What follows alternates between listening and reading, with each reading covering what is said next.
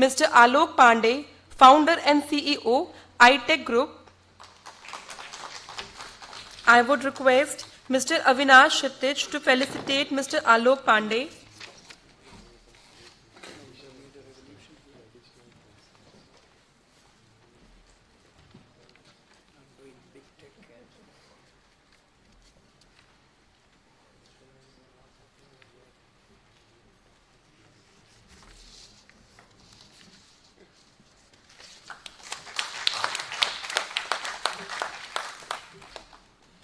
Now, I will invite Mr. Alok Pandey. He is the founder and CEO of iTech Group. And Mr. Alok Pandey, he is in a different frame which is required for our country. That is social entrepreneurship. And he has started a serial entrepreneur, edupreneur, and also researcher for social entrepreneurship. He has got an incubator, and he is working on his 4th startup. He has already given 3 startups. This is the 4th startup he is working. He is also mentoring, encouraging startups, and mentor for startups, and provide knowledge from the grassroots level, what needs to be done. So he is going to share the future journey, what he will become, his company will become, and how this message will go to other startups. Over to you, Dr. Alok, Mr. Alok. Let's give a big clap to Alok.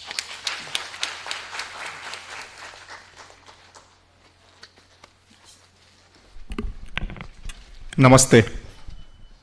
Entrepreneurship सिर्फ इतना आता है, उसके अलावा कुछ नहीं। इसलिए कि उसके अलावा कुछ आएगा तो एंटरप्रेन्योरशिप नहीं आएगा। ये अपने आप में इतना बड़ा फैक्टर, अपने बात में इतना बड़ा काम कि आज की डेट में जितने इंक्यूबेशन सेंटर चल रहे हैं उसके अलावा उससे डबल भी हो जाएं, तब भी हम हर एक एंटरप्रेन्योरशिप की प्रॉब्लम या एंटरप्रेन्योर को एड्रेस नहीं कर सकते हैं। पहले तो मैं इस बात के लिए माफ़ी चाहूँगा कि ये जो मेरा प्रेजेंटेशन है बहुत ही कच्चा है, इसलिए मुझे लगा था कि ये पैनल डिस्कशन होगा, मैं वैसे करूँगा, पर जो मेरे पास में है, जो मुझे लगा आइडिया टू मार्केट है, बट मेरा थोड़ा यहाँ से भी मेरे बीच में बात चल रही थी। इफ़ यू डोंट बॉदर कि मैं मूव कर सकता हूँ, बिकॉज मेरी प्रॉब्लम है कि मैं खड़े होकर बात नहीं कर सकता। Hello, I think it's working.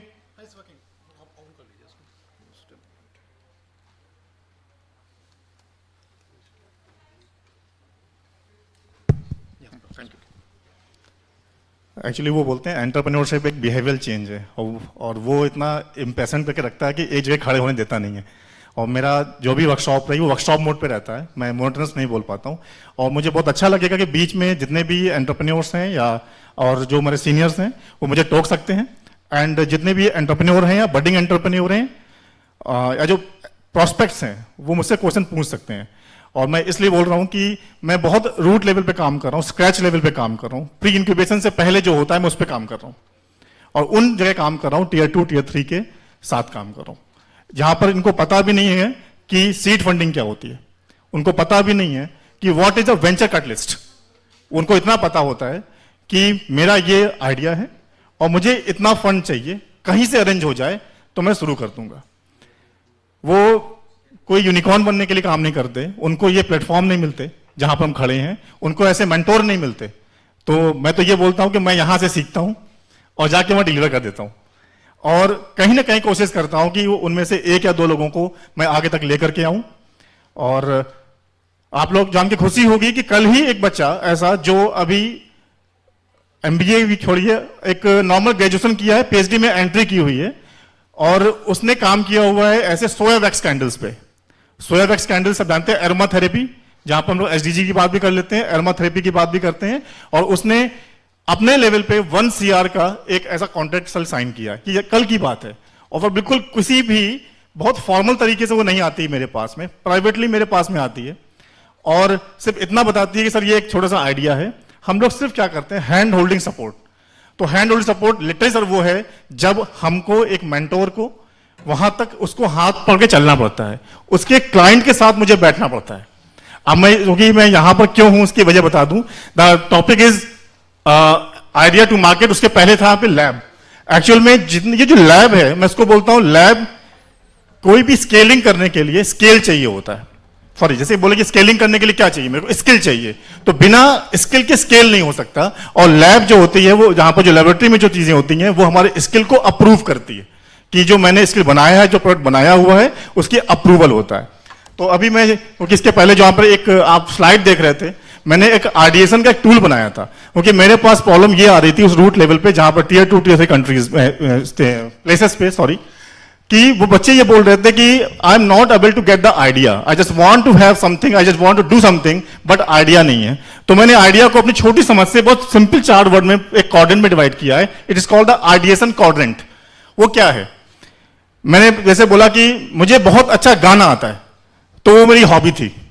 अगर मैंने हॉबी पे स्किल कर लिया तो वो हॉबी मेरी स्किल में कन्वर्ट हो गई। तो मैं 4 में डिवाइड किया था, hobby, skill, problem and social issue. और सर आप बिलीव करिए, इन 4 के अलावा कोई इकोसिस्टम में या किसी भी स्टार्टअप इकोसिस्टम में कोई आइडिया आता ही नहीं है।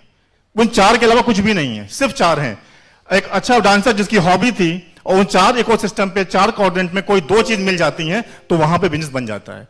That is why the hobby, अगर डांसर की हॉबी है, अगर उसने प्रोफेशनली ट्रेन कर लिया है तो स्किल बन जाती है, तो वहां पर वो प्रोफेशनली अपना काम कर पाता है। और वहीं पर एक मैं दिव्यांशु जी बैठे हुए हैं जो कहते हैं प्रॉब्लम, जो बोलते हैं सोशल इश्यू के लिए काम करते हैं, जो पेप्सॉप की बात करते हैं, जो हमें यहाँ पर लेकर के आए, इनकी वजह से मैं खड़ा हूं यहाँ पर, तो वो यही बोलते हैं कि सोशल इश्यूज बहुत हैं, तो वो लोग वहां पर काम करते हैं। तो यहां पर मैंने 4 चीजों पर बात किया कि हॉबी, स्किल, सोशल इश्यूज आपके पास में अगर कहीं दिख रहे हैं, और एक जो प्रॉब्लम्स की मैं बात कर रहा हूं, अगर इन 4 में अगर आप रहते हैं तो आपके पास में एक आइडिया जनरेट हो गया। स्टिल इसके बाद हम बोलते हैं, क्योंकि मैं बहुत ग्राउंड लेवल पे काम कर रहा हूं, मैं बोलता हूं बच्चों से या अपने जो बच्चे आते हैं कि पहले मार्केट पे काम करो। एक्चुअल में मैं उस पर काम करता हूं, पहले बेचता हूं, बाद में बनवाता हूं। पहले मार्केट क्या है, मार्केट में नीड क्या आ रही है, मार्केट में क्या चीज है, क्योंकि प्रॉब्लम फिर क्या होती है। सबसे बड़ी प्रॉब्लम है हम लोगों के इंक्यूबेटर्स के साथ में। मैं बहुत छोटा इंक्यूबेटर हूं, अभी प्राइवेट इंक्यूबेटर की तरह से जाना जाता हूं। मेरी फाउंडेशन है आईटेक इनोवेशन फाउंडेशन, जहां पे हम लोग 12 साल काम करके आ रहे हैं 1 to 1 में।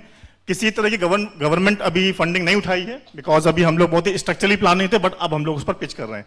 लेकिन तब उसके पहले भी मेरे नीचे 37 स्टार्टअप निकल चुके हैं जो अब तक अपने सेल्फ सपोर्ट पे काम कर रहे हैं। द रीजन बिहाइंड दिस हुआ क्या, जैसे मैं बताता हूं अभी मैंने क्या काम किया हुआ है, पहले से बता देता हूं तो आपको बेटर आइडिया होगा कि मैं इस अथॉरिटी से क्यों बोल पा रहा हूं। ये एक आईटेक ग्रुप है। आईटेक ग्रुप की सिर्फ एक ही लाइन है, टैग लाइन है, पढ़ रहे होंगे, incredible techniques to shape your future. और ये जो राइम ये मेरी बनाई हुई है, क्योंकि कई बार क्या है कि एंटरप्रेन्योरशिप के बारे में इतना पढ़ते हैं। और मैं उसके पहले बोल दूं, मैं लास्ट स्पीकर हूं, और लास्ट स्पीकर के पास एक थ्रेड होता है, थ्रेड ऑफ रिपीटिशन, और जो कि एंटरप्रेन्योर के पास भी होता है कि कुछ ऐसा ना हो जो कॉपी हो जाए, इनोवेटिव। तो थ्रेड भी है लेकिन बेनिफिट भी है कि मैं शायद मेरी चीजें शायद थोड़ा अलग होंगी। लेकिन और थ्रेड ये है कि अगर मेरी सही रिसर्च नहीं हुई और मैंने ग्राउंड पे काम नहीं किया, तो हमसे अच्छे लोग बोल के जा चुके हैं, तो रिपीट ना हो जाए।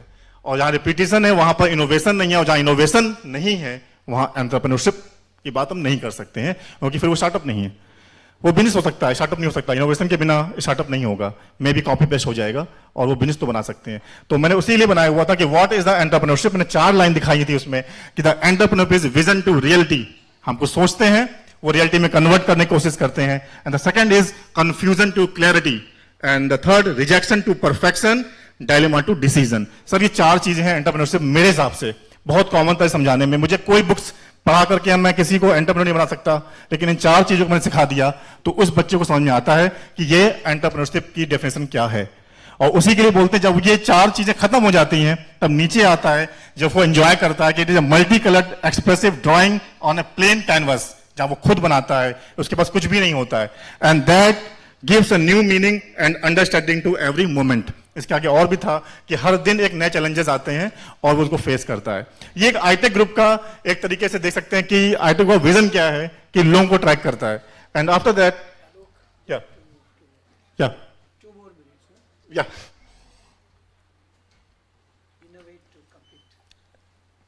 I will take 1 minute only, sir, because I'm an entrepreneur, and I will take a simple profit of the 1 minute, 30 seconds. Just जो मेरा विजन था यहां तक पहुंचने का वो ये कि सिर्फ 2 चीजों की बात करूंगा, आपके पास में आइडिया एंड मार्केट। तो मैंने कहा कि अगर मैं किसी की भी टेक्निकल सेशन की बात करता हूं तो टेक्निकलिटीज मेरे पास में वो है कि मैं मार्केट को उस स्क्रैच से समझता हूं, क्योंकि मेरा जो एंड प्रोडक्ट है वो एक सिंगल पर्सन के पास जाएगा। दैट मीन्स अगर मैं कुछ बना रहा हूं, मैं एग्जांपल दे देता हूं, मैं सोयल वैक्स जो एरोमा थेरेपी के बनाता हूं, तो वो मेरे एक सिंगल एक कस्टमर के पास पहुंचता है। तो मैं चाहता हूं कि मेरे जितने भी इनक्यूबिटीज हैं वो उस कस्टमर की नीड को समझें और उसके फीडबैक मैकेनिज्म को लें। तो फीडबैक मैकेनिज्म मेरा पहला रूल है मार्केटिंग के लिए, और उस फीडबैक मैकेनिज्म से हम उसको कन्वर्ट करते हैं मार्केट रिसर्च से, और मार्केट रिसर्च से बनता है मेरा एक बहुत ही इनोवेटिव प्रोडक्ट। ये सिंपल फिलॉसफी जिस किसी भी एंटरप्रेन्योरशिप की है, इसके बीच की जो टेक्निकलिटीज हैं उसके लिए इंक्यूबेटर्स बैठे हुए हैं, मेंटोर्स बैठे हुए हैं जो उस बच्चे को, स्टार्टअप को समझाते हैं। बिकॉज स्टार्टअप के पास सर इतना ना टाइम है ना इतनी समझ है, जो 20 साल का 21 साल का है, कि वो अपने प्रोडक्ट में लगा रहता है कि वो इस पॉलिसीज को समझे। तो सर लोग बैठे हैं, सीनियर लोग, जो उस पॉलिसीज को कन्वे करते हैं, और उस पॉलिसीज को सजेस्ट करने के लिए देवांशु जी बैठे हुए हैं, जो अभी नेक्स्ट सेशन में आपके साथ में होंगे, तो आप उनसे क्वेश्चन पूछ सकते हैं। अब सर ने मुझे 1 मिनट दिया था, मैंने और खत्म किया, बाकी 1 मिनट मैंने छोड़ा है ऑडियंस के लिए। अगर वो चाहे तो पूछ सकती है मेरे से कुछ, अगर लगता है कि कोई चीज रिलेवेंट है।